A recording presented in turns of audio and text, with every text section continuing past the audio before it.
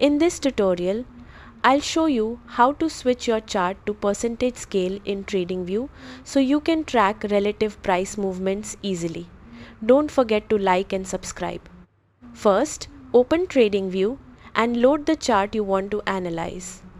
Pick any asset like stocks, crypto, or forex using the search bar so your chart is ready. Now move your cursor to the price scale on the right side of the chart. Right-click directly on the price scale. A menu will appear with different options. Look for the option called percentage. Click on percentage to switch the scale. Your chart will instantly change from price values to percentage change. This helps you compare how much an asset has moved instead of just its price.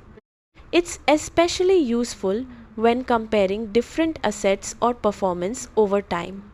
If you want to switch back, right-click on the price scale again. Select Regular to return to normal price view. Take a moment to compare both views and see which works best for your analysis. That's it, you've successfully switched to percentage scale in TradingView. Subscribe for more TradingView tips and tutorials.